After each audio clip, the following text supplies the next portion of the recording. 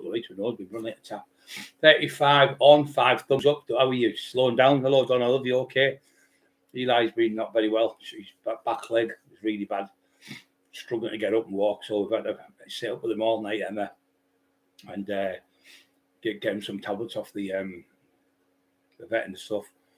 Freedom. Hello, mate. Oh, burnt my hand. What I've done is I've just been making some porridge there. Just 25 grams of porridge for coming alive. And I've gone like that in the kettle. It was bubbling. I thought, it's done. So I grabbed it and then it spilled on my hand. It burnt my fingers a bit, but it's got all over my legs and burnt all my legs.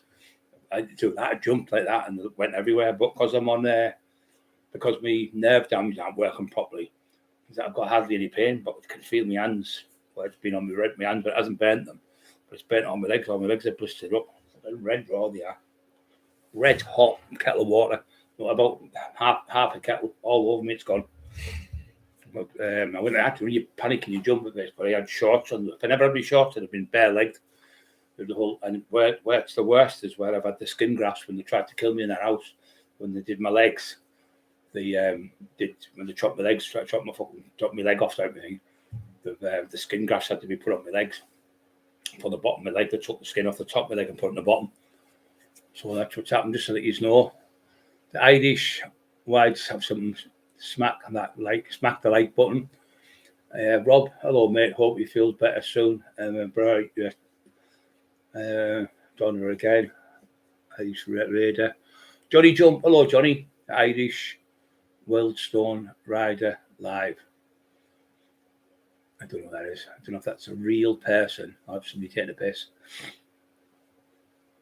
Because that idiot, Glenn Cock, another great lad. Ian May, hello Ian. Glenn, Edgar Lee, how you son? You're okay? Love you a bit. Johnny Jump, love you too. Rob, talking. Hangman Audits, another great lad. Hugh Hardberg, Johnny Jump again. Another Edgar Lee. A lot of Edgar Lees on here tonight. Sides killed me as well. All my sides fucking blew up. What I've been doing, I go out the window because it's been not brilliant today. I'll stand out the window because instead of going all the way down the stairs. Is he hard job? Sorry, right? You got the go ahead now. It's no disrespect to him. It's just that you get fucking cranks coming on, brother. Pretend to be such and such, and it's fucking tin foil.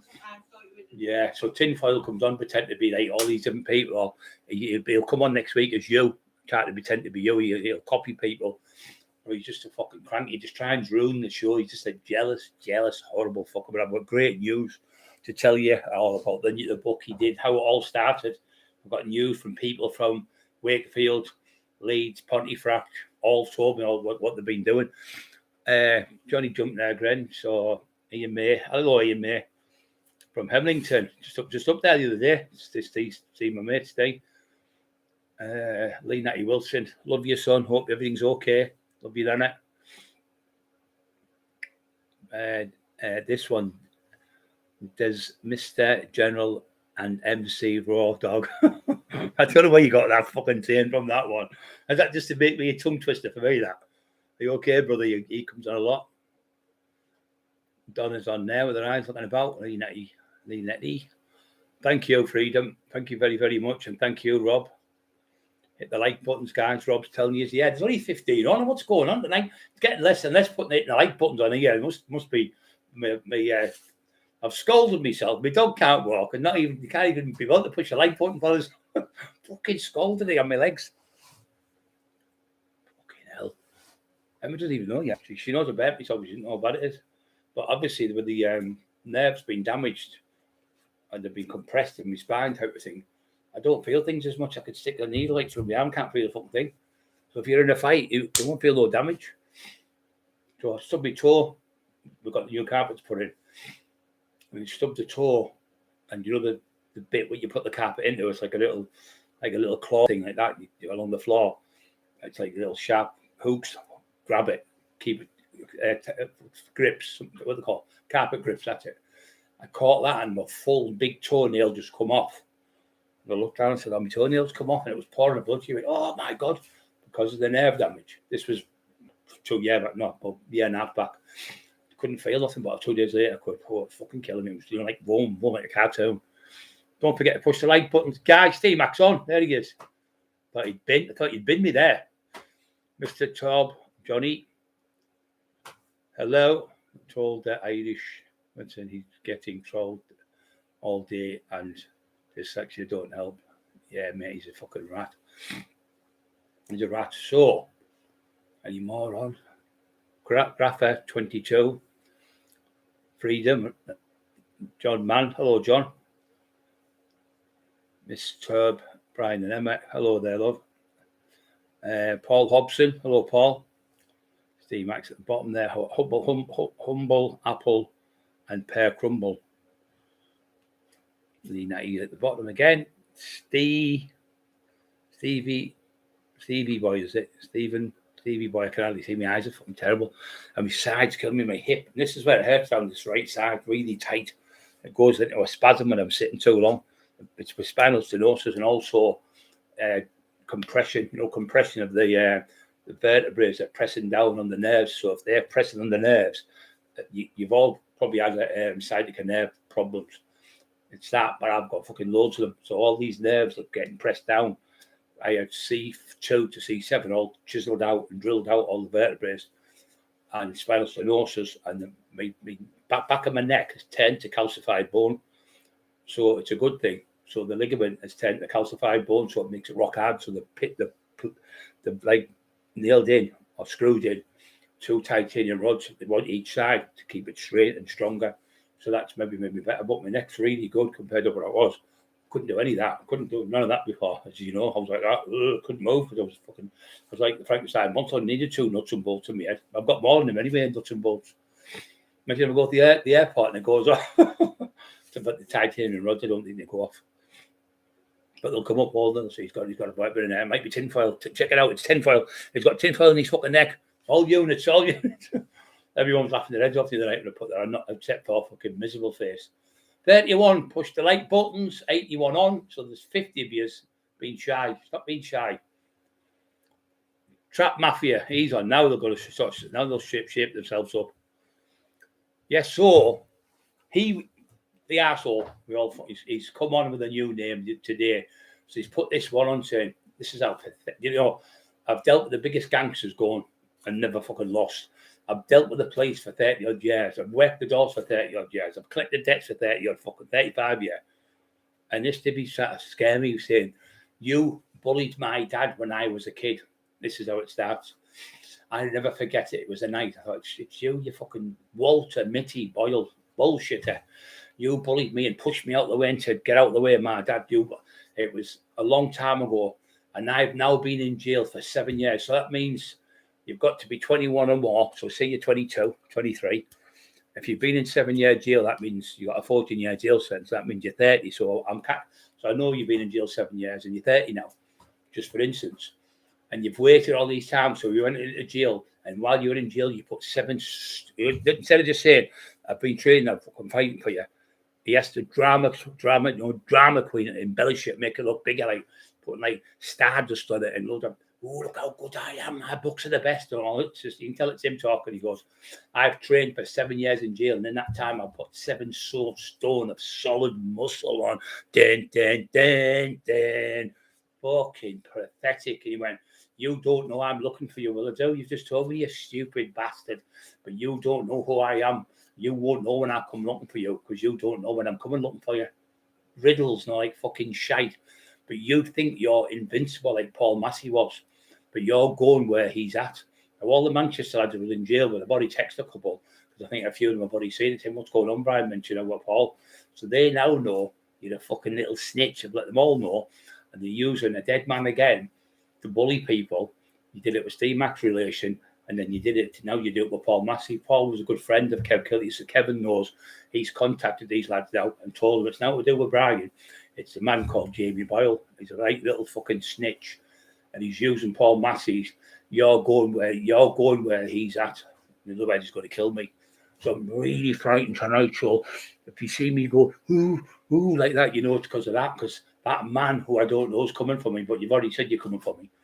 You're coming to get me, and when you get me, you're gonna take it out on me what I did to your dad all them years ago. Fucking hell, drama queen, fucking Boyle. And as soon as I went on, I know this is you, clown. Coco the fucking clown. blah, blah, blah, blah. I said, how's Hattie Yakes? So I've changed the name from Hattie Yakes to Gustav Glump. Remember Gustav Glump, the big fat cunt, the big German? That's what she's like. She's got a head like a space opera. She's about 4'9" or something, 4'8". She's about the same width. And she's got a head like a space opera, and her hair's the same colour as an orangutan. And she's as white as fucking snow. And her eyes are like that, popping out of her head. You can see her on Bulls. You can see how mental she is. People whose eyes portrayed usually have got this insanity in the family. So you can see the insanity in her and him. So this person's coming to get me. So I might just do a 10-minute live tonight because I'm scared. Fucking crank. What a crank. So what it's all construed from, what it's all come from is, I found out the truth. The last week I've been digging into the people I know, like Dale and people like, and other people from Wakefield and Simon and all them are from that way, where Sykes was from. So the book was Paul Sykes did the book in jail. He got a Kessler Award, I think it's called. But he did really well. He won this award because he fancied a teacher. I was telling you this the other night. So then the book got published and the book got sold, blah, blah, blah. So it was 20, maybe 30 years ago. I can't remember exactly how far it was. Dickie Saville, yeah, that's exactly what he said. But that's he's best friends with him, and he's best friends with him and Darren G and all the other wrong'uns. You know, all the wrong'uns are together, and all the good guys like us are together. And when those good people on here like you lot see a wrong and you go, get the fuck out. You kick him out the show. Green up warrior, hope you're well. Yeah, I'm okay. I'm great, mate. Apart from scalding me fucking legs, my dog's bad. And a man from jail who I bullied his dad 30 years ago is coming for me. Dun, dun, dun, dun. He's fucking drama queen, isn't he? I'll be waiting. Well, that's how we give it away, because he always does this one to the guys like, you are going to jail very soon. The police have got all the information. I have been recording everything you do, and I've sent it to the authorities. You are going to be arrested in the next 24 hours. You're going to jail, Cockerill, in the morning. Yeah, the judges told me, as if the judge is going to phone him up and say, I haven't even been charged for fuck all. You're a fucking crank. You just know that what you've said there is Jewel, I'm in distress. But I've been charged for nothing. For calling you. That was the little music owner. For calling you dun dun dun dun. Fucking hell. It's like a big drama thing in it with everything's a drama. Fucking drama queen. Still dressed up in your wife's dresses. The man who's running around with his wife's dress on in front of his 15-year-old son, sniffing drugs in front of his son. We're talking about this, Tommy Smith. You need to stop Tommy Smith sniffing drugs in front of your son. So the book, what he told all yous, he written himself, was written by Paul Sykes in the 70s, I think it was written. So that was written. So what he done is I told you tonight, he got Paul Sykes' sister to come and stay with him to talk and to doing the book. And Paul Sykes' wife said no, she didn't want to do it. And he still put stuff in the book what Paul Sykes' wife didn't want anyone to know about, because that's what he does. He did the same with Marble. He did the same with Marty. He did it with Terry's. He puts things in what he puts in. He's made up himself. So instead of saying like Paul Sykes into a pub and he knocked 3 doormen out, we go, Paul Sykes walked into a pub and knocked 27 doormen out, 15 kangaroos, 84 elephants, and Big Shirley come and went, and ate the fucking lot. She ate the fucking lot, didn't you, Shirley? So that's what you do. You just bullshit everything. Company and rock. That sounds a bad one, that. That sounds like you, Dibby cunt. One of them little slaps. Big Papa Robinson. Great lad, him. Good lad. I've got lovely people like you. GTSY. Do what that means. Right. So, I spoke to Dale at length, because Dale Brendan Hyde's an author, and he's from Wakefield. He was actually doing the Paul Sykes books, because they've got the book. What they've done is they've got a dodgy solicitor in. The book hadn't been on the shelves for about 20 years. So they decided to do it, because they couldn't do your own book on Paul Sykes, could you? Because you don't know how to do a book on someone. You've got to steal other people's content, like with other people's books. And then you get the book, you'll get a bit of Paul Sykes' book, a bit of Brian Cockerill's book, a Lee Duffy's book, a bit of that one. And you put all the stories together, mix them up in different little sections. And then you make different books. Paul Sykes 1, Paul Sykes 2, Paul Sykes 3, Lee Duffy 1, Lee Duffy 2, Lee Duffy 3. They're all the same books. The first book is the same book all the way through. You just throw different little made-up stories in with you. How do you know what happened to Lee Duffy and me when you were 9 years old at school? And me and Lee were running the fucking city. We were running the whole of the fucking kibosh. You were in the primary school. You were in the primary school, 9, 10-year-old. So he comes out, well, I know this and that. I know more about this one and that. Well, how did you know more about these people if you weren't even in that time period? fucking talk a load of shit. You went around in the 90s. You were in school. So how could you know what went on in the pubs and the clubs and stuff when you were a little baby in school? Fucking crank, absolute crank. So Dale was doing the book. Dale's a good author. So Dale's doing the book with Rob Brenton. Rob Brenton had War Cry Publishing, War Cry Press, which we know now are all fake. But War Cry Publishing, War Cry Press was doing books. Dale was doing it with them, and they had other ghostwriters. But Dale was a proper author. So Dale did so much of this book, the Sweet Agony book, with Rob Brenton, who's the owner, was the owner. War Cry Publishing itself, he shut down now. All the books have gone. His shop's gone. His Rolls Royce has gone the fucking lot. No books on to buy. No audio books are out. He's trying to get the books, the Junior Witter, a few other people's books done, and they've knocked him back. I've been told 4 different people have knocked him back. Can't work with you. What you've done can't be tied to the same brush as you. So everywhere he's going, he's getting knocked back. So he's fucked himself. I've absolutely ruined you. Ruined you, Richard. I'm going to ruin you. That's his favourite saying to people. I'm going to fucking ruin you. He tried to do that by contacting John Blake Publishing, my author, my book company, and John Blake Publishing. I've worked with Brian 5-6 times now. Never had a problem with Brian Cockerill. He's a good lad. So it didn't work. Your little horrible email you sent Mr. Brenton to War Cry Publishing. Not War Cry Publishing. That's their company. John Blake Publishing.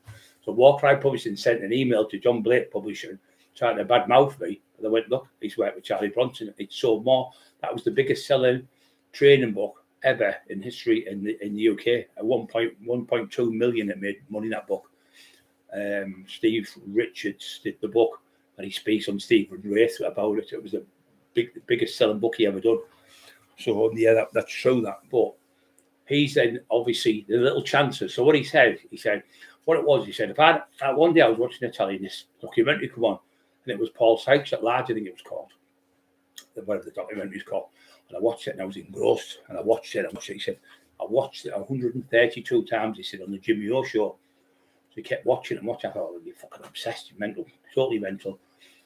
And he said, then I read the book twice. So I said, I need to go and see him. So this is how he met Hattie Yates. Not at the pie shop.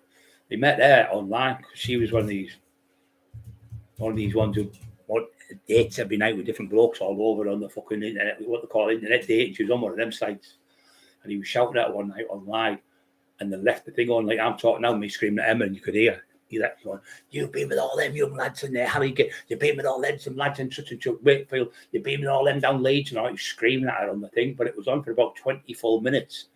I never heard it myself, but the lads and people who had listened to it, she was screaming back at him, you're doing this, and they were bragging like mad, but they forgot to turn the live off, and everyone could hear it for about 20 minutes or something. It was on. What an embarrassment. What an embarrassment. So he was slagging her, calling all the disgusting names in the world, because she's supposed to be sleeping with all these young lads. This is his words on his own internet. Like me being on here calling Emma, which I would never call her. But he's done that, but he didn't know. He went, oh, Shirley, it's still on live, it's on live. And then it went beep and just went off. So what happened is he went to meet her in Harrogate. She lived there. That's where her mum and dad live. Her brother, her sister lives there with her husband. Her mum lives with a new boyfriend. Her dad lives up the lakes. And her brother used to think he was hard and had tattoos, and he thinks he's like a skinhead, thinks he's tough, thinks he can have a fight. So I know where all them are. I know exactly where they are, where they're all placed. And so she said to him, come and meet me off the bus. So he's got minging drunk on the bus. I've got to a pub, got on the bus, obviously on them tablets again. She comes to pick him up and she waves the bus down for him. So he's fell off the seat, same as the other buses. He's laid on the bus, because it's a bus where you go straight from, say, Teesside to there. National Court, I think, called down there. So she's gone on that. He's gone on that, and she's waved him down and wherever in Harrogate. And she's had to get on the bus. She's had to get him off the bus. He's drunk, but he's peed himself again. So I'm not saying there was pee all over the bus, but he pissed himself. So I said to her, how did you meet you guys? Because we're having something to eat with him as we were doing the book and that. Getting to know them. And she said, I met him on the bus, and he'd actually weed himself on the bus. She never said pissed himself, he weed himself. I said, what do you think of that? I thought it was quite funny. So she got him off the bus and took him home, and had to take his clothes off, she said, put him in the shower and shower him down, and then give him house coat to wear, but he got used to that because he wears it all the time now, the Nikes and everything. So he's definitely a weirdo, there's no doubt. So he then started going there, but he decided he was going to go and see where Paul Sykes was buried and find out about Paul Sykes because his obsession was him. So there's nothing wrong with that if you want to go and see someone or whatever. There's nothing wrong. But to watch the documentary 132 times and laughing at the things he does and thinks it's good, he's definitely walked in the head. So he goes down to Wakefield and he goes down all these places and he starts getting the story. So anyway, he went and seen Dale. So Dale took him all over. He said he was born here. You had a fight with that lad. You had a fight with Terry Mitchell and got beat. He was telling them the story. So he was sneaky cunt was dictaphone him and writing stuff down, keeping for himself. It was all planned to keep Dale out of it. Now Dale was doing the book, and I said, I don't know how much Dale did in the book. There's a passage in it, say 10 pages. And Rob Brenton said, I'm going to have to leave Dale in the book. He said, because he's been doing this for about a year or so.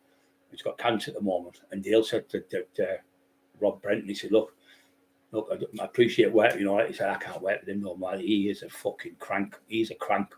He said he's telling me about he's the ABA champion. I've checked his record. He's not one fight. He's had a fight on. He's had a look on the thing.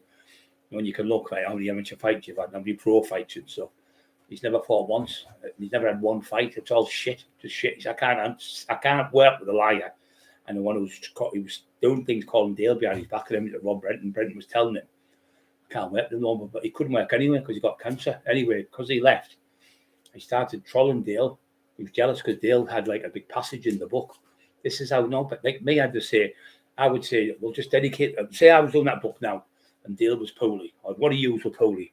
I'd say just say it was our fucking look. Well, Tommy Smith, and then the book was getting written, and Tommy Smith's done say 20 pages. I'd say, well, just let's dedicate the book. This book would not have been written without Tommy Smith's help. What a wonderful lad, great lad.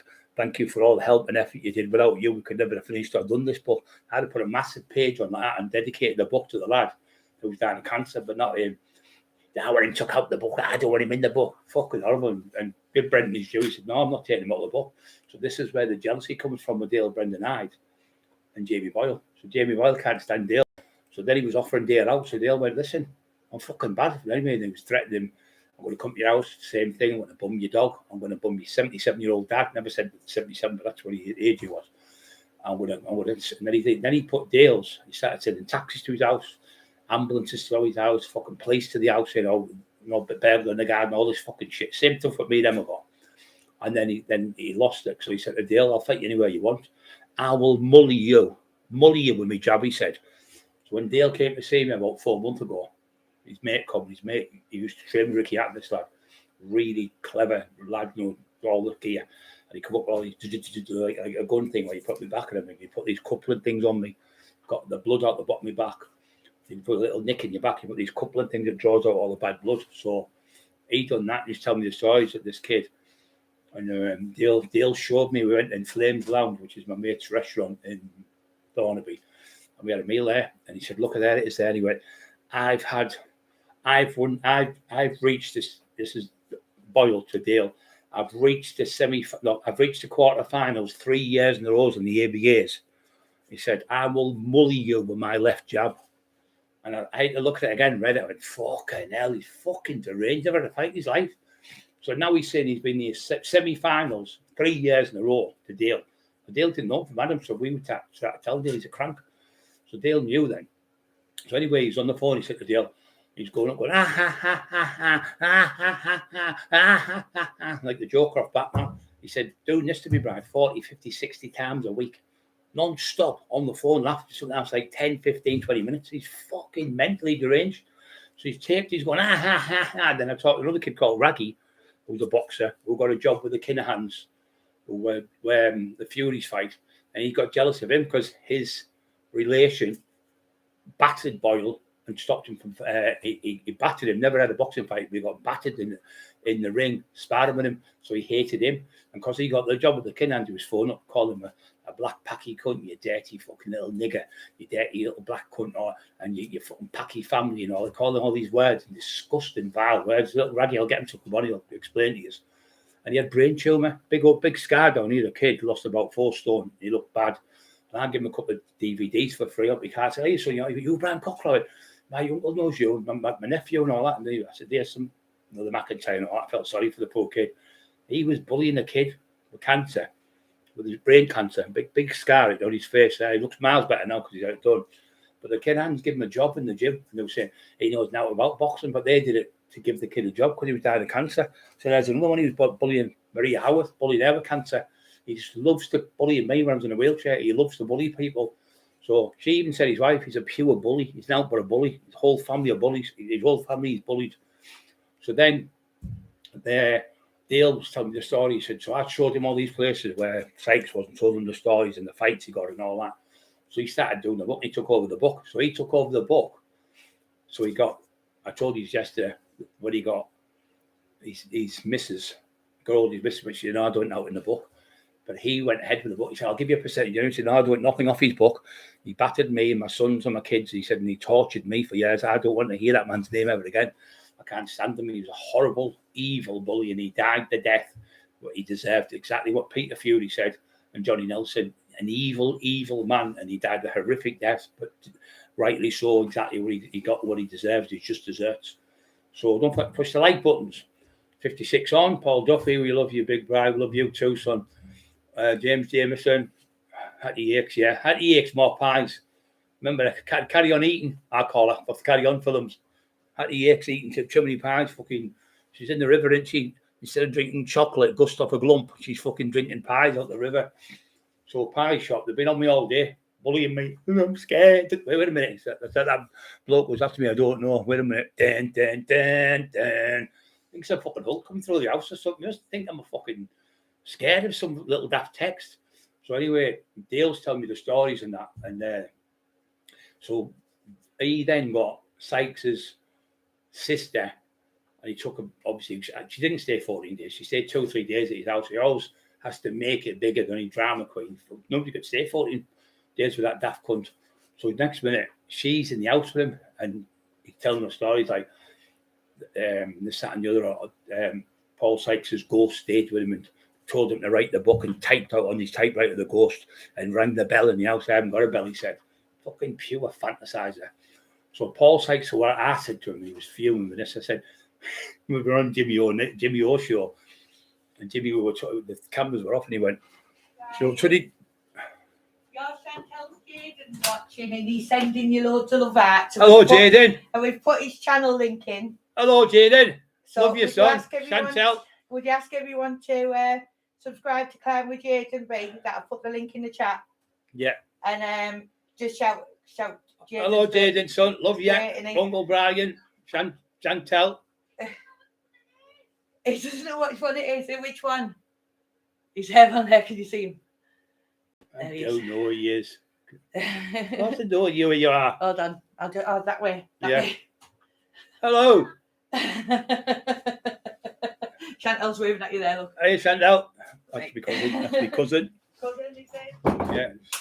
Yeah. She comes to see us all the time, gives us lifts and that for me, never. Lovely girl she is. Joe Franks, who's a footballer, played for Man United. He's lying, his brother never played for Man United. Well, Frank come up with the fucking pictures of Alex Ferguson, all the pictures of the old footballers, Lou Macari, Sammy McElroy. He stood there with all them, all Franks with them all. George Best, fucking Bobby Charlton, stood with them all in the thing. And then one, what do you call him, who played for Scotland? I can't remember his name now, the main blonde-haired one. He was a great player as well. All of them were there without Frank, and it done his head in because my uncle did play for Manchester United. You fucking little crank. I don't make lies up like you divvy. Because people can fight Marvin, you okay, son? People can check up when you look like a clown. When people check my stuff up, it's all real. Yours is all woo, what fantasizer. Made the fucking semi-finals 3 years in a row. You fucking crank. Semi-finals of the Crank of the Year show you did. You've won the final of the fucking Crank of the Year every year. Bullshit Boyle's books. Bullshit books. Tina Shaw went, these books are now but toilet paper. But you got the page took down, didn't you? Because you thought you were a clever cunt. Because the woman spoke up the truth about you, writing shit about her dad, a legend of a man. She said, you have to stole my, the tinfoil tapes, he calls them. They weren't the tinfoil tapes. They were Roy Shaw's memories, what he was talking about in his house. And loads of people have heard them. You pretended again. I have got the unheard stories of Roy Shaw. Always after fucking big, massive, in with the curtain, open the curtains up, and he comes in like a fucking You know, like somebody off a film. Like the fucking Terminator's coming through the door or something. He has to make it everything fucking 10 times bigger. Instead of just telling the truth, he's got one lad in the book. He said he had a fight with 36 football hoods and knocked every single one of them out. No one could fight 36 people and knock everyone out. Because by the time he knocked 3 or 4 out, they're waking up. So at the end of this fight, he's got 36 people spread out all over the floors, all knocked out. Every single one's unconscious. The lad looks like a fucking idiot now. Make the people look like fools just for your own bullshit. And nobody buys the books because they're shit. And that's why there's no books in the stores. So when he's in, anyway, we're in Jimmy O. Go back to Jimmy O. Jimmy O is the Wigan Joker. And he's trying to, because Jimmy knew about Sykes because he's from that way. So he said, well, I heard he was a bad man. He used to go in, say Tesco's, I can't remember what shop it was. And he'd go in Tesco's, get his tail out and stand and piss. Because in the morning, they make the bread about 6, 7, 8 o'clock in the morning. It's on there, cooling down. And you can buy it, like fresh made bread. And Sykes would go and pee all over the bread, and he's going, hee, laughing at it. And I looked at her, I thought, you are fucking not right in the head, Joe. And that day was the day I fucking finished. And I thought, you are fucking twisted, warped in the head, Joe. He said, and then he used to make people stand on the pool table and laugh at them and make them sing nickety dickery dock and all that. I thought, you love bullying people, you're a fucking bully. And I knew he was a fucking bully that day. But I knew through other people, like Braggy and all them other people telling me a bully. So Sykes's ghost stayed at his house with him, and Sykes was telling him, write the book. And he started typing the typewriter, and the typewriter typed. This is on Jimmy O'Neill's show. Have a look on the Wigan Joker, and you'll see the crank talking shit, and the glass moved like that. Did you see that? The wife said, oh, yeah, I seen it. It's all shite. And Lee Duffy, when he walks through the town where Ramsey's Blues are, Princess Road, I think it is. When he goes down there, he can hear Lee Duffy going, keep writing my books. What a fucking crank. So Jimmy O said to him, well, what happened then? What was Sykes? He said, well, what happened with Sykes? He said, Sykes used to look after Jimmy Savile. He was his minder. And he looked after a man called Delroy Showers, who was a millionaire, who had a car business in Scarborough, where Jimmy Savile's relation was from his sister. So every month they'd go there in the countryside with this big house. And this bloke worked for the BBC called Dennis Flint. And he was a known paedophile and liked young boys. That went in, there was young kids dressed as schoolgirls, dressed in little boys dressed as like school, even though they're like 17, 18-year-olds dressed like little kids. And Jimmy O said, well, it didn't take a rocket science to work out Jimmy Savile was doing Paul Sykes and fucking thing in there. He said, but is it true he used to piss on the bread? He said, oh, yeah, it is true. He used to piss on the bread. And when he used to go in the shop, the security guards would phone the police. They weren't allowed to go near him because they were scared of him. And the police would come in and put him out. He said that's what it was like. And he thinks that's funny, but I think it's fucking disgusting. Some lad's gone to work, baked the bread or woman, and he's come out and pissed all over the shelves and every wee and everywhere, disgusting germs off your wee. And he thinks that's funny. To me, I just think it's revolting, things like that.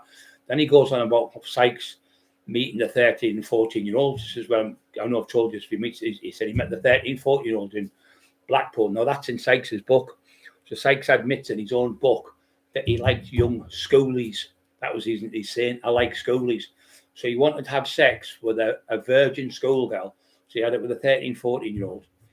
And then later on, he met a 15-year-old, and that was his wife, and she was called Kath.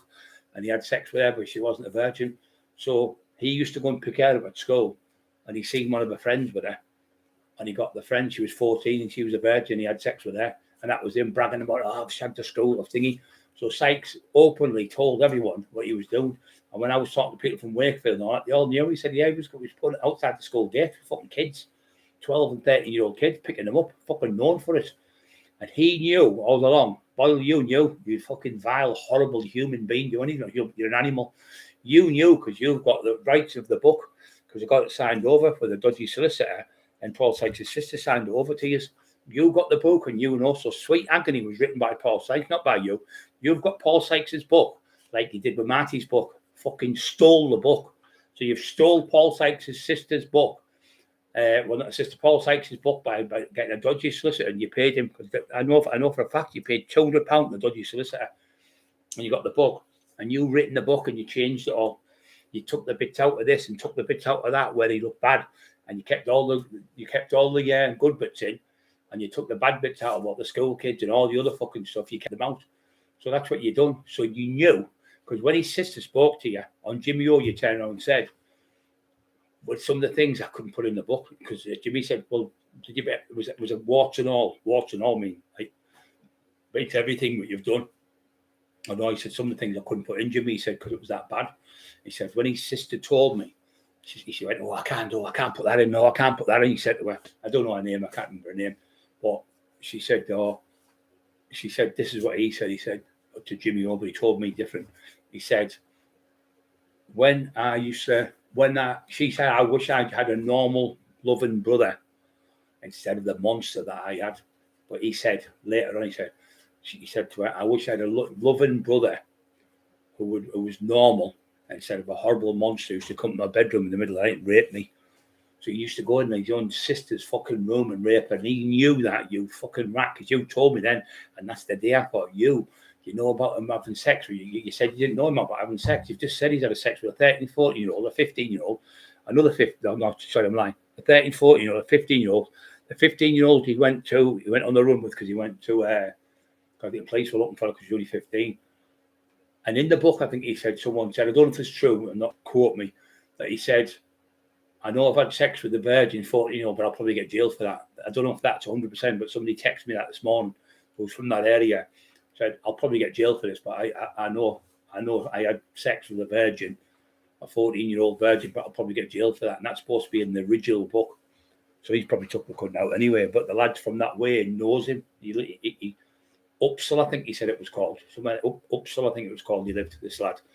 And his dad used to go to work with him. He was a worker, this dad, and he used to drink in the workman's club with Sykes and that. He knew him well. And he used to go in being a bully in the clubs, like with pub people. But if anyone, like, say, I come up, which I already offered him out twice, and he shit his fucking pants, I took £1,200 off you. Sykes, you fucking monster. And you beast of a beast writer. Boyle, you knew all along, because you had the book, and his own wife told you, she said, I don't want to be in the book. She said, he broke my jaw, he broke my neck, he broke my nose, he fractured my skull, he broke my ribs every other week, he broke my arms, he put cigarettes out on her face and all sorts. He's fucking horrible. By bending her back and everything with bags. He was a vile, horrible one, and he was the same with his children. That's why his children are all crackers in the head. They're all doing jail. Some are doing life sentences for murder. That's what the apples, the fruit doesn't far fall from the tree, is what my subscribers keep saying. Paul Cresswell, hi, evening, mate. So he knew if this would be any of us, and I found out this book was the man was a paedophile, even if it was going to make me £1 million a day, I think I'm not doing this, thinking about all them kids he's raped and you knew, and all them young girls he's fucking abused, and like fucking groomed and that. That's what you like, don't you? You like this fucker. He's your hero. You said up in Newcastle, I'll play the part in the movie where Paul Sykes bums me. That's your obsessed being bummed, and you're obsessed with it, and that's why you go and do what you do. That's why you said when you got off the train in London, can anyone point me to where the Red Boys are? And everyone, oh, you don't need to see something bad. Everyone was like that when they watched the only video. And then when you were calling me a spacker and a retard, wanting to fight me, and I was in a wheelchair, Jamie, that was really tough of you. That was really hard of you. But you thought I was going to be in that wheelchair forever, but I'm not now. And I've offered you out. What I've done, you've challenged me. I've accepted your challenge. And what have you done? You've run away. You've run away like a little fucking bitch. And when these Irish lads were after you, they're supposed to come to your house. They never come to your house. The people who come to your house weren't Irish. The people who come to your house were the people who you smashed my windows with. You paid £500 for one window, £500 for another window. They charged you £500 for the car, and they charged for firebomb my car, and they charged you £750 to firebomb my garage because they had to pinch the bike. They got caught. I found out in 20 minutes who it was, but he got caught. My people got the other one in Billingham. That's where he's from. And the other one got caught in Middlesbrough who pinched the bike. And the lad whose bike it was a top fighter. And he fucking booted you all over. You daft little cunt. One was 15, one was 16. We got their phones and you're on them phones. Can you buy about how much will it cost? And it's your name for him, how much it costs. We've seen all the screenshots of the two kids. Seen them all. And I've got them. I've got them. Emma's got them screenshotted on paper. And, you go to the place and you can get on paper, that's what it's called, the fucking thing. You go and you put it in the paper and it just takes a picture of it. She's got all the paperwork with it, with the names and addresses and everything on it. I've even got I know the kid who did it, the one who threw the thing. It's 7 people in his family. There's 5 kids and the mum and dad, and they're both Christian. The whole family are Christian to go to the church in Billingham. I've got the address, I've got the car, I've got the reg, I've got every fucking thing. But I didn't really blame them, but they still got battered, not on the behest of me. People knew me in that area, and all the lads on there were 19, 20, 21, 22. Chris Curry said they got hold of him and kicked the fuck out of him because of what he'd done to me. Because a lot of them kids are like 21, 22, 23, 24. Their dads used to work me on the door, or brothers, and they remembered me. Obviously, I used to work at Billingham, and I worked the doors for years there. But you have been found wanting. Everything you do, Kevin Mooney, evening, Brian, hope you're good. Yeah, I'm good, Kevin. I'm just scared because this man's come to get me. He's seven stone in jail. He's been in jail 14 years, trained. So he got 14-year jail, he did 7-year jail, and that 7 year he put 7 stone, which I find unbelievably, amazingly, because I'm a full qualified trained instructor. I've got all my NVQs, and I've got my first aid and everything, all that shit. And I've trained since I was 40 odd years. I've trained 45 years, is it? And he's telling me that you can put 7 stone on in jail in 7 years. No, not even with steroids. You couldn't. There's no food in jail. When I was in jail in the 90s, the dogs were getting £2 a dog for food, and the prisoners were getting £1. So all you get as a spent was £1. I don't know what it'll be now, because it's just all shite, bits of cabbage and potato and shite. There's no protein. The only protein you get is off the eggs, the milk, the bacon, sausages and chops and stuff like that. If you worked in the kitchen, even if you worked in the kitchen, you still couldn't put 7 stone on a muscle in a jail. It's impossible. You need the protein and the diet. You need the protein, the rest and everything and all the other stuff. You can't put 7 stone in fucking jail in 7 years. What a load of shite. So we know it's you embellishing it and making it look bigger, because that's what you do with everything you get. So the book then was done and you put it out. So you pretended you were written that book. You didn't let everyone know it was fucking Paul Sykes' real book. You just dissected it and put your own spin in it, like you told me. I'll put my own spin in the Lee Duffy book. Don't worry about it. No, I'm not putting the spin in. I want the truth in it. It's me and Lee, not you. You went around. But you didn't want to do that, did you? You want to do it your way because you're a narcissistic little fucking divvy. You little crank. So is your wife. She's a crank. Big fat crank. Big fat Hattie Yates is a crank. I never lose. I'm a legal secretary. No, you're not. You work for the gas board, to the City Advice Bureau. Hello there, City Advice Bureau. How can I help you? It's Shirley the crank. Can I get you some gas? Fucking divvy. Fucking absolute crank she is. Sat there fucking wide as she is, as tall as she is. Sat there like that, with her eyes popping out of her head like a fucking maniac. So you've lost your house, Shirley. I thought you don't lose. You've lost your house. You've lost everything. He hasn't got fuck all. You've got no fucking furniture or nothing. You're hiding in a police house in the middle of nowhere. You've got no friends. You've got no book deals. You've got no film deals. Where's the Paul Sykes movie? What you're supposed to be getting done? Well, that's what I said. Jimmy O was there, was laughing. I forgot this bit. So when Paul Sykes stayed with you, I said, Jamie, did he put the willies up? Yeah, the ghost. He went to me. Like that, fucking raging he was. His face and manioc was creased. He went like that with all the water all over. He was drinking like a coffee or something. Jimmy O burst out laughing. So did the cameraman. I said, because obviously we know he was a fucking raving homosexual in jail, raping people. Paul Sykes, that's what he did. That's not me being fucking racist. I've been against it, but I am with the raping people, and that's what he was. He raped young kids in jail. The dirty bastard, and he was raping young girls. He said, yeah, they give consent. Yeah, but she's 13-year-old, Jamie, and 14-year-old. It's still rape if they're not 16-year-old or over. He thinks it's great. He had a threesome with 13, 14-year-old. Thinks it's great he had sex with a virgin. Thinks it's great he had sex with a 15-year-old, and then killed a cat. Killed the cat in Brighton, and the cops arrested him for it. He got done. He went to jail for it. He did go for jail for that because he actually got done for having the 15-year-old girl. He went to jail for it. He was on the run with him. He went on the run. If he's going on the run with there, how's he going on the run? If you're 15, your mum and dad want you back. It's kidnapping. If you have a 15-year-old with you and on the run, your mum wants you, they've got to give the kid back to the mum and parents because they're not legal until they're 16. And when they're 16, they can go where they want. They can have sex when they want. But they can't go 15-year-old or 13 and 14, like you said, or they give consent. No, they can't give consent in that age. It's against the law. 16 and over it is. It's been like that for years. You just fucking try to bend things into something, aren't you? You twist things all the time. But you stupid Gary Smasher and your bell enders, you come in there pretending that it's not you. You are Gary Smasher. You did Gary Smasher to Steve Mack. You were sending him messages off Gary Smasher. You were sending me messages off Gary Smasher. You were sending Emma messages saying, I'm going to blow your head off like 31 years ago and Teesside what happened to such and such a person from such and such a person. And when you sent it, it was a picture of Emma's face and a shotgun that the woman's head blew off. And that there is tantamized to threat to kill someone. But nothing ever happens to you with the police for you because you're a little fucking snitch. You and Hattie Yakes just love grassing. Loves grassing people. Simon Page. Hi, Simon.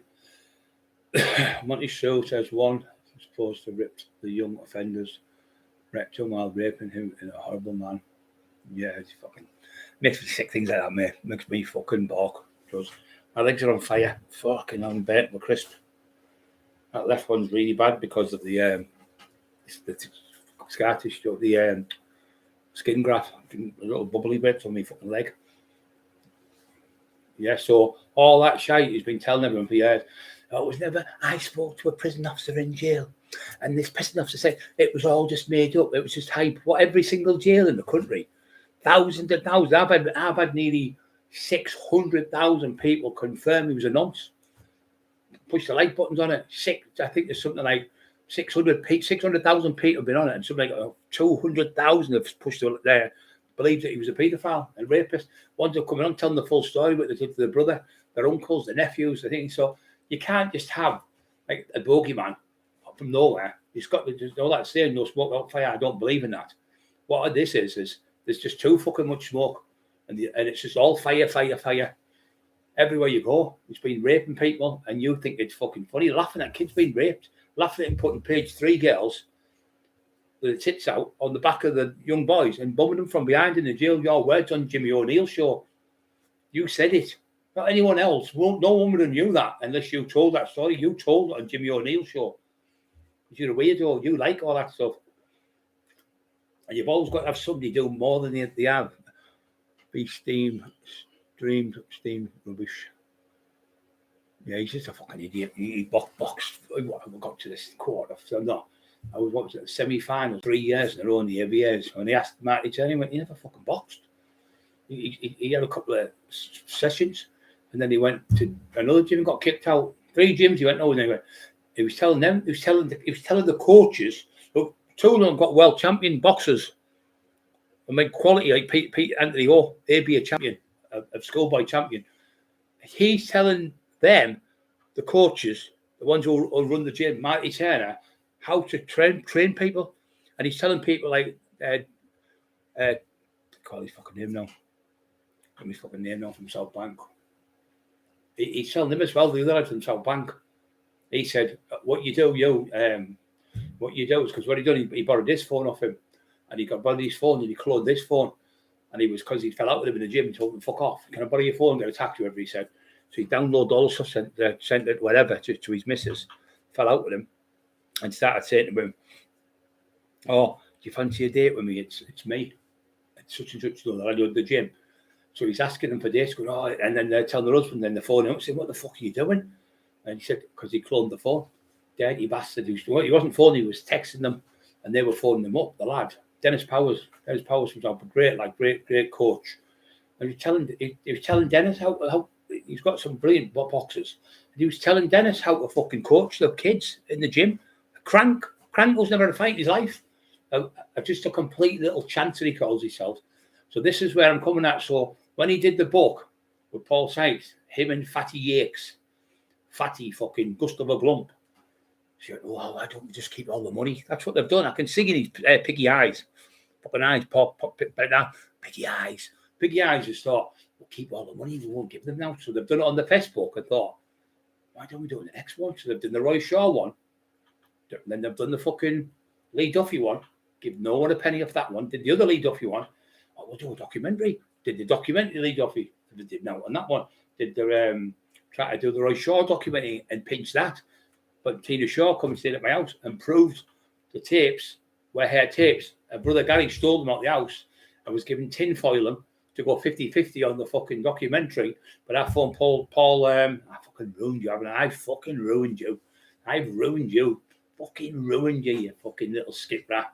When I fucking have a go with me when I'm in a wheelchair, I still beat you from a wheelchair, you fucking moron. You've run away like a little girl, ran through the house with them. So them lads who The £750 he's supposed to pay them. He never paid them when the petrol bombed my car. But it hit the car and went in the garage, set the garage alight. So they come for the money up there. And the travellers have come for the money up there for him. He's seen them and thought it was IRA people. They're going to kill me. I'm screaming in the street like a fucking loony and screaming out the doors and everything. Ran through the house, shut the front door. They're going to shoot us. They're going to shoot us. Get the police. Get the police. Get the police. Screaming. The neighbours could hear him because it was only about 7 o'clock at night. He's ran through the house.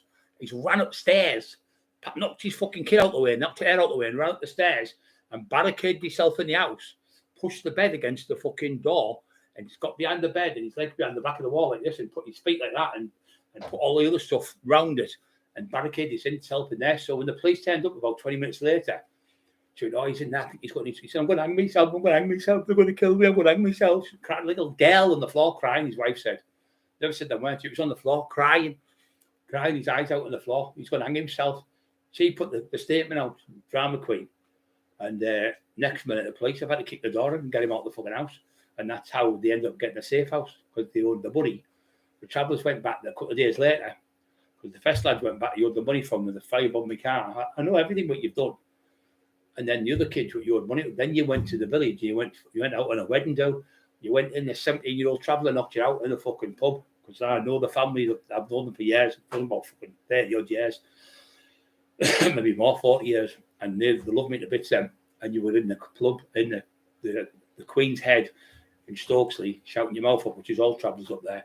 And the lads went bang, hit you with the left hook, knocked you clean out in the pub, split all your eye. Then you went to Normanby, walking down the street. The other kid gave you another backward eye in the street and bust all your lip, because the bus driver seen you on the bus, you had a black eye and a bus lip, all your lips was bust. And by the way, the bus driver said he was on the bus, was it yesterday? He come on the bus yesterday with 3 lads, or two lads. They were all stinking a BO. They got on the bus. They went to come on, they pulled the ticket out like that, and they gave me tickets the day before. So the I couldn't even argue with them. He said they both stunk. He said the 3 of them stunk on the bus. And he said they were all minging drunk. And he said he come on the bus and he gave me a ticket. It was like the day before. I just let them go on. Couldn't be bothered arguing because his state he was in, and he had a big bag full of bottles of cider. So he's on the cider now. That's how much he's come down from the bottles of Bacardi and sitting in these gay clubs with his friends, which is nothing wrong with that if he wants to be like that. But that's the day you said on the Jimmy Oil that you're going to come out that you're gay, the same as Oscar Wilde, because we both like little boys. That's the day you said that, and that's the day that turned my stomach. And that's the day on the Jimmy O show when I went, nah, this isn't for me, this. Come home and told them, he went, nah, let's get away from him, I texted him on the phone and went, don't you ever phone me again. You were finished for me, I've finished for you. Take my number out of your phone and don't bother me ever again. And he put W-O-W, wow. Wow. He stole that off Steve Ray for sure, and that said, wow. You know, that because he puts that on his thing, so he steals stuff. When Stephen Rafe does his books, he said, Steve Rafe was talking, he went, when I do a book, he says, I go in the front door bit, and I go through the doors as if I'm going through the house type of thing, and I come out the other end as the character, and he's doing that now. He's going, when I do a book, when I do my amazing, beautiful books, my bullshit boil comes on and does these amazing books, but where are they? He is now. None of your books are up. They've all gone. They've all been took off the internet. And the reason why you've only got away with this thing, because the lady who's doing my litigations in hospital, she's been in hospital 2 weeks. It's really bad. She's got a virus infection, so she's going to be back soon. But that's going to carry on, but it's already in there now. That's why your book's been took off everywhere. You've got no books, and you've tried to go to someone to get your books. I know who it is, and he's phoned me and said, I'm not working with them no more. I've told them I won't do any electronic books for you, and that's it. 4 books yesterday. How do I know it's 4 books? 4 books you try to get done. And you've gone somewhere else to get them printed, and the printers have said no as well. So the other company, what you use, Clays was the biggest publishing firm, the oldest publishing firm in Britain. It goes back 400 years. You've pretended, so we've let them know as well, you pretended that Clays are part of your company with War Cry Publishing, War Cry Press, and that's why Brenton has had to sell his shop, because these are on you as well now. So you've been using them, so it's fraud and deception. You fraudulently pretended you're with them, and deception the public by saying the books are coming from Clays. Clays aren't doing it. There's no book deal with Clays. There is no book printing deal with them. They might have dealt in the past, the lady said, but I can't see nothing. But we haven't got anything to do with them. We won't. And we've also spoke to Gardeners. Gardeners are another wholesale book company what distribute books all over the country. They give them a Gardeners, and Gardeners give them, like say, to WH Smiths and Waterstones and any other good shops to WH Smiths, like I said, Woolworths, whatever, fucking it used to be bins, all them, big shops, everything, even though they're not here. Any big shops that sell on the books, and they take a percentage out of it. You lied about that. You said you only get £2, £1 each. We found out that when you sell them books, you end up with nearly £8 a book, because the book sellers, they get £1 something, and you end up with about 6 or 7, £8, I think it was. He said you get in Goodreads, it's another bookshop. So Gardeners sell it, and then they give you the percent. You come up with £7.87 or £7.78. I was getting mixed up dyslexia a bit. That £7.78, I think it is. You get a book. They take about £2, so you end up with £5. So everyone should get about. You should be getting about £3, and I should be. But you haven't been giving me anything. You haven't paid me for 2.5 years. You haven't given me 1 penny. And you turn around and said Evo, and Marty Turner, or Cockerill's book, he said, he's my cash cow. He's my cash cow. That's what you said on the way to Sean Atwood's. That's the exact words he's called me. I'm your cash cow. But you never paid me. You thought you could get away with it. He's got dyslexia. He won't know. But I've dealt with books for years. 20-odd years I've dealt with books. I've dealt with bigger people than you, proper people with big money, not just pennies, what you were giving me. And I dealt with big people in the day, so I know when people are up to something. So when I asked you just to give me an invoice, you wouldn't give me them. The reason why you wouldn't give me it was detrimental to your business. And that's why we had to go to court and won the court case. And you're lying about the court case, saying you won the court case. You never won any court case. You never went to the courts. You never ever stepped to the courtroom. So how can you win a case if you never went to the courtroom? It's all fucking lies. It was all done over the telephone conversations with the judge. So you're just a fucking crank. So where's this idiot coming to fight me? I'm still waiting. So I'm just asking you. You said you'd have me pages took down within. Remember, guys, it's getting all took down. It's all be down in 7 days' time. That was 3 months ago, Jamie. Still nothing. You said 6 months ago, he's going. I've got the authorities on him. He's going to jail in the next 24 hours. He's going to jail. That was 6 months ago. On the 8th of this month, 6 months. That's 6 months. Nothing's happened. There's no charges. There's no one being charged. No one. You've had about 30 people arrested in the last 2 years, and not one person's been charged. So I'm going to ask now all them people to come together and put statements in, and ask, why are we getting persecuted by a crank who's a complete intoxicated with heroin all the time? It's in his system. You can see the state, the dishevelment of him, and the way he's talking, calling people retards and spackers, and nothing happens to him. But he can make a statement to the police, and they come out with armed response.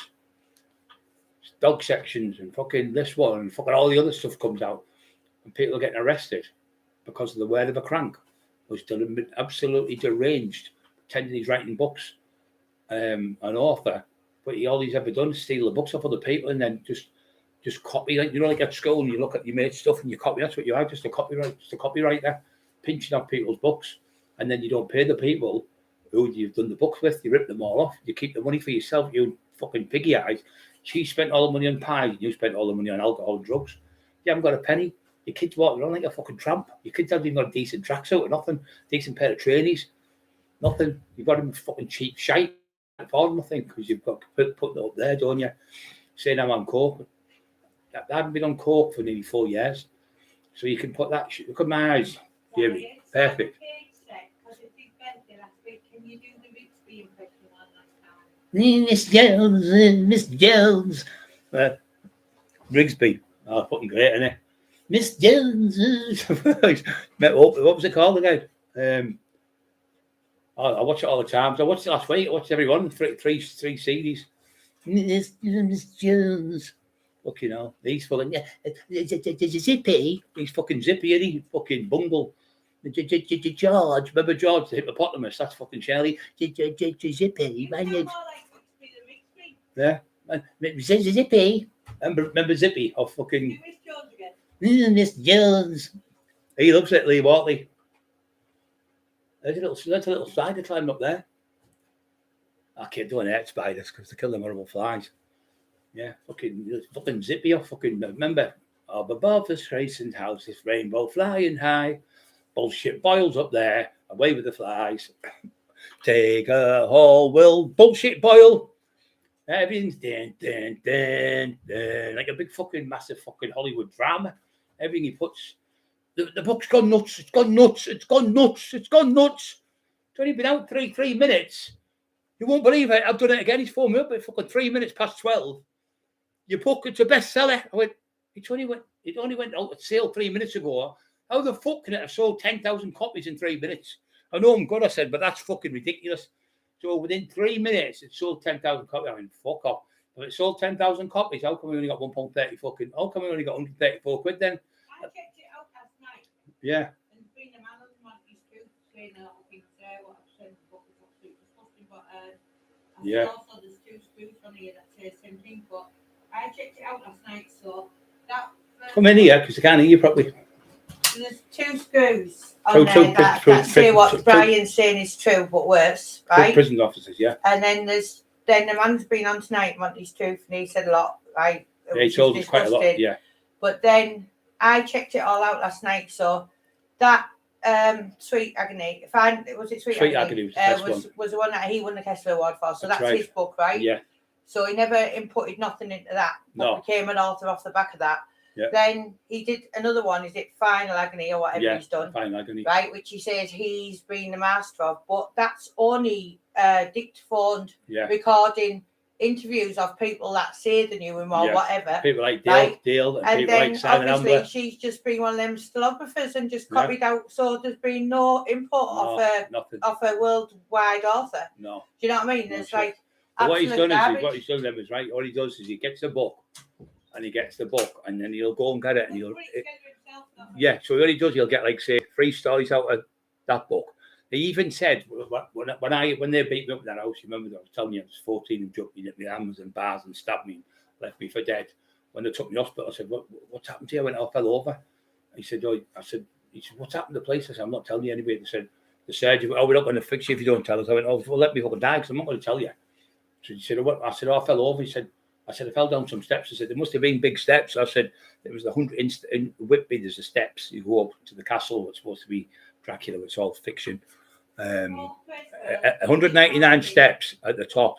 So he turned around and said, Paul Sykes got battered that bad. He was getting mixed up the story. He was that drunk on my show because he was looking at me and he was talking about Paul Sykes. He said, Sykes got that battered that bad and he was setting my light, but he wouldn't grasp it. He said, what happened? He said, I fell down some steps. What steps were they? He went, the 199 steps at Whitby. So he stole my story and spliced it into Paul Sykes' on the Jimmy O show. I looked and thought, you are fucking touched, you. Paul Facebook's asking who was the minor, whose dad was the minor who did the book. Simon Ambler, yeah. A very nice man. Lovely man. And he got Simon to phone my house. He was going to phone me and he phoned up, pretending to be a Pakistani taxi driver going, hello there. I'm seeing your wife, and he said it was supposed to be a joke, but Boyle did it. He didn't know Simon. He said, "Me, you, and Brian know, but Emma doesn't know. It's just a joke." So I'm shouting at Emma, going, "What the fuck are you?" And I accused there, messed about and all that. And he got another one to do it with that accent from Wakefield. So another one come. I said, "Another Lenny." He called himself Lenny. So anyway, about 4 or 5 weeks later, he phoned me up. He said, "Look, my name's Simon Ambler." He said, "I'm the one who phoned you up. I really realised now that Jamie used me as a trick." He said to bully you and to bully Emma. He said, "I'll tell you what accent." So there was a Pakistani taxi driver. So I'm going to do the accent, and it was a lad from Wakefield, like a Yorkshire accent. I went, "Yeah." He said, "Look, you can batter me and beat me up. I deserve a good hiding. I'll take it on the chin, or you can get the police on and get me locked up before I've done it because I can't live with myself. I'm a Christian like you." He said, "And I'll tell you some things about him." I said, "What happened?" He said, "Well, when he first come, he was telling me at Dale." He said, "When I was a kid, I got sexually abused in a home because he was in homes all his life." So then he used that and said, "Oh, Dale, he's a paedophile. Once he raped young boys. He's raped loads of young boys. Don't put it in his head. This seed. This is how evil he is." So then he was trying to get Dale to fight. So Dale fucking found out and phoned Simon up, went on Simon's house, 11:30 at night, knocked on the door and said, "What the fuck's going on? Do you want to fight me out then?" So anyway, his wife said, "How are you?" So they sat down at the table, sat down like gentlemen, And Simon told him the story. He went, oh, this fucking time it's been in Boyle. Boyle was trying to get Dale beat up. This is how evil he is. You haven't got a fucking clue how evil this man is. So Simon come on and told the full story. It's all on our page. Everyone's got it up. Was in hospital. Me and Simon did a podcast, if you go onto it, and there's also a link to the evidence of the person's own Facebook page asking Simon to. So what he done is he said he sent him a text saying, "Do the paper." He said, "Phone Brian up," and what he said. So this is Jamie's unique ID phone and Jamie's computer and Simon's phone. So he's sending it. So Jamie's phone's running out of battery. So he takes a picture off his computer. So Jamie's face, some of Jamie's wife's number, my number, and other people's number. So you know it's his phone. You can tell it's him because his face is on it. And his computer. So on his computer, he says, offer him out for a fight. He said, what do you mean? He said, be deadly serious. Tell him you want to fight him. And off he said, I don't know where he lives. He said, well, here's his address. So he said, my address, my telephone number, my car, the registration, the street, the lines on the front, all that. Go in, set about him. But known for a fact I was in a wheelchair. No one had been fucking seriously ill. But Simon didn't know this. So Simon then said, he said, but also, I've just had 2 lads earlier on phone them. They'll be shitting themselves. So Simon put the thing down and sat back. He thought, this is not right. This is. So he said, I'm just going to phone him. So he phoned him and said, what did you get the lads to say? He went, well, I got him. He said, he's doing that laugh again. He went, I've got the both one day to threaten to burn his house, and the next day to threaten the burn. So I got both to threaten to burn his house down. So what has he done? Burn my house down. Nothing being done by the police. Not interested. But that's him sending people to my house to burn my house down and tending people to come beat me up in my house, and nothing happens to him every fucking time he gets off. So that's what he done. So Simon does the video, so you can see Simon talking about it, and Simon says, Jamie, I give Jamie a little cross. It's supposed to be a Christian. He said, I give him a cross, and he doesn't know. I know this. He said, when I give him the cross, he had it in his hand. He said, he looked back, he never seen me. When I looked back, he said, I seen him throw it in the bin. That's the devil in him, innit? Because he doesn't want the cross in his hand because it'll be buried in his fucking hand. Demonic. Even our church leader says he's definitely, and his wife are demonic. You can see the madness looking out of her eyes, insanity. Your eyes are the mirrors to the soul, and that's what she is. Fucking evil to the bone. She is one evil fucking woman, I'm telling you. So he tried to get people to burn me house down. Tried to get people to say my wife was messed about, and it was him all along. Boyle, all along it was him. And then when Emma got sexually abused and tried to rape her at her house, these 2 lads from Gisborough, he got the pictures of them, got a video, a bit of inscription of them, put them in his book deliberately, and said the picture to Emma and said, they're coming to your house to rape you. They're coming to do a proper job this time. They're going to rape you, the both of them, while I was in hospital. She's got the screenshots and everything of these 2 lads who tried to rape her. One of them got shot.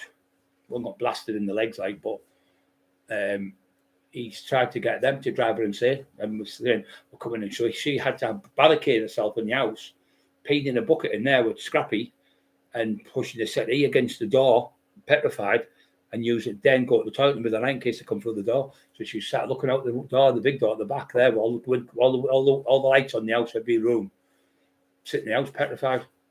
That's how Bobby come to stay the house, because he was petrified. Fucking terrible what he's put her through. Terrible. And he sat there. Cockerill's bullying me. And no, I don't do fucking no bullying you. Learned lots of a comedy. Yeah, it is. Genius. It was Rise and Damp, wasn't it? But Porridge is another great one, isn't it? With Lenny, and I like that as well. The other one after it, when he did it going straight, I am straight as an arrow.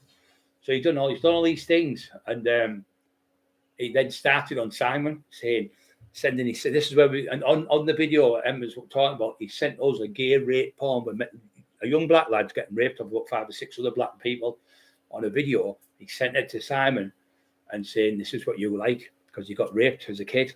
So he's tortured Simon with it. He sent it to me. He said to Terry, he said to Marty Turner.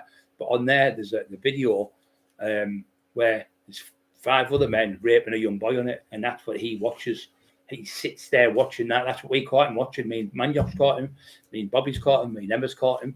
Sat watching with his fucking pants down to his ankles, watching gay rape porn in his house with a 15-year-old kid in the fucking upstairs. And he sat there sniffing fucking coke and shite every day of the week. How the fuck that kid is still in their custody, I just don't know. I can't understand why Cleveland police don't do your fucking job. All right, forget about me, what I've done in the past. Fucking at least help that child out.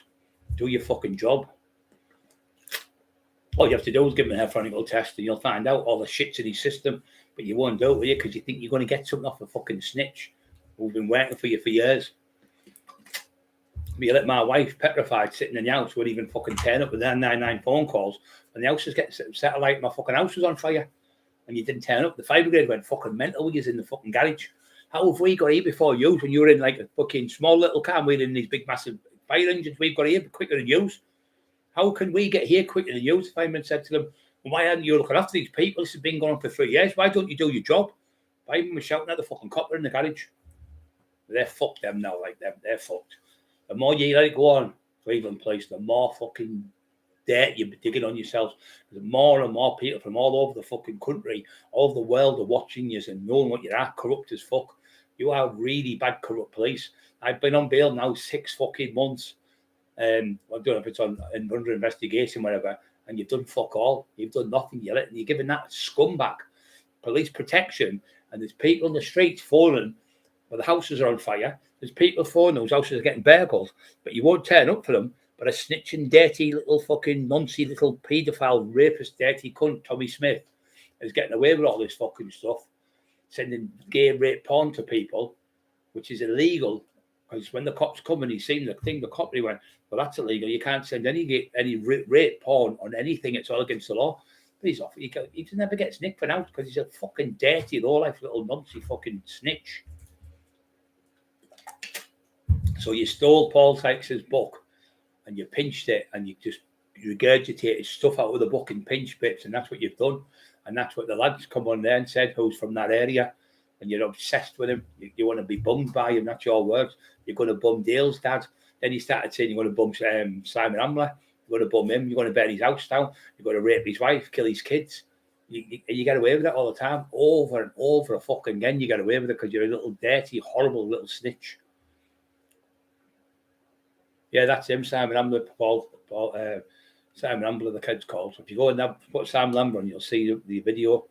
The miner's book, really nice lad, but he's about 6'4", about 20 stone, Simon, a big lump.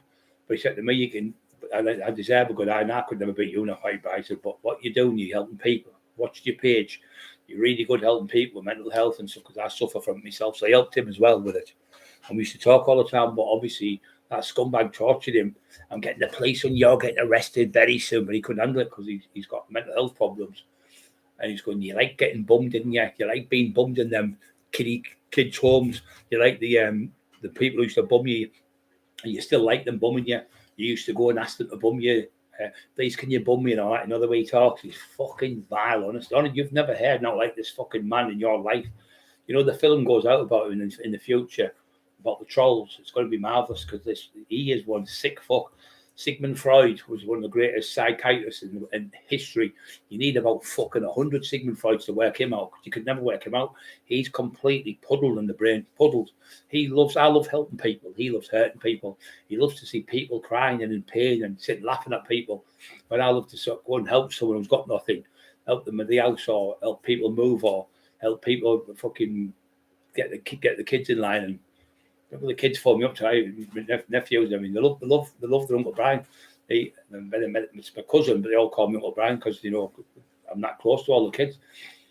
And all I ever do is help people. All he ever does is fucking steal off people. All you have to do is pay me and Terry and Marty. You've still been working, like Terry said. Terry said he could have went on for good, but it's the greed of him and his wife. I think they're clever cunts. I think they're clever. Patty thinks she's clever because you work for the City Advice Bureau. But your days are numbered now. You're completely fucked. He's working in a fucking chemical factory for £10.35 an hour, I think it is. And she's fucking working 16 hours a week. So your house in Stokesley's gone. It's all been smashed to pieces. All your windows are gone. All the insides, somebody said, they've gone in with red tins of paper. I think it'd be called red lead. And they put red lead all over the windows, all over the floors, the carpets, the whole fucking house is ruined. And they've been moved out of there now. But it's not the first house. It's the 9th house they've moved in 12 years. I think they've moved again, to tell you the truth. I think they're in another one now. Well, they're supposed to be at Newcastle. I don't know if they're still up there. I think that could be a ruse, that one. But yeah, everyone who's been arrested has all been let off. So there's only me and Maria still on bail now. Well, I'm not on bail. I'm on that stupid thing, you know, left in investigation. But there's no bail conditions, there's nothing, and there's no charges. It's still no charges because it's all made up in his head. But they have to do the job, the police. So they're doing the job, but they won't do the job for us. They won't do the job for the decent people out there he's tortured. People come to his house. He's offering people out to go around to fight. He phoned the police and gets them locked up. Did it with Peter Duffy, which is Carol Edwards' son, which is Lee Duffy's their son, and tortured him. And he went to have a fight with him because he was calling Carol all these horrible, disgusting, vile names. I won't even repeat them. So Peter went, I'll fight you one-on-one then, you daft cunt. So he went, what are you going to do? Bring your knife. So he's always got to bring the knife into it. With him, same as with Dale. He went to Dale, I'll fight you. He says, I'll stab you. He said, I'll fucking stab you. No, he said, I'll stab your dog. He said to Dale, no, Dale loved the dog. Argentinian something dog it was called. So he said, I'll stab your dog to Dale, and I'll fucking stab you. So the dirty bastard recorded that, what he tries to do with me. Took the bit out where he said, I'll stab your dog to Dale. Went to the police station in Wakefield and went, help, please, help, crying, tears down his face. It's all on the video of the camera. He's going to kill me, this man. Please help me, officer. Please help me. Playing the victim. Went in and got Dale fucking locked up and got Dale charged. And Dale got a caution. But it was fucking him. Torturing him for fucking 6 months, every day of the week. Sending Batman laughing down the phone at him and fucking torturing him. As if I'm going to bum your dad and all that stuff. I'm going to kill your dog. I'm going to rape your dog. Same shit we've had for the last 3.5 years. But people now are fucking realising what it's true. Everyone's starting to know he's doing these things. It's real. It's not made up in our heads. It's all true. You've seen it yourselves. He's fucking mentally ill. I just wish he'd get out and go and get help. Go and get section, but he doesn't want to be section. He went, church is boring. He said, now like pornos where it's like one-legged donkeys having sex with one-legged women. And I looked at him, he's fucking not right in the head. He wants putting down. He wants putting down. That's what he wants. He wants to lie Gatlin and put in a fucking straitjacket for the rest of his life. He's definitely, when he gets sectioned in, he'll never get out. Right, guys, I'm going to go in an hour and 20 minutes. Besides killing me on bed, my legs are on fire. But thank you for listening tonight, and be back to positive ones tomorrow, talking about the old days and stuff. So just letting you know, he stole the book. Didn't say that he got the book and conned him out of the book. So he's gone ahead with that book, made all the money off that book, and all the other books he's done the same with. Every single person he's done a book with. Every single person, like some fucking Gary Fabian, Richie Orsley, Teddy Dicko, Matty Joseph Turner, Teddy Dicko's other book, Paddy Maloney 2 books, Richie Orsley fucking 4 books, ripped him off, give him £100 in 4 years for 4 books. Absolute fucking scum he is. So right, guys, thank you very much for listening to us. See you tomorrow.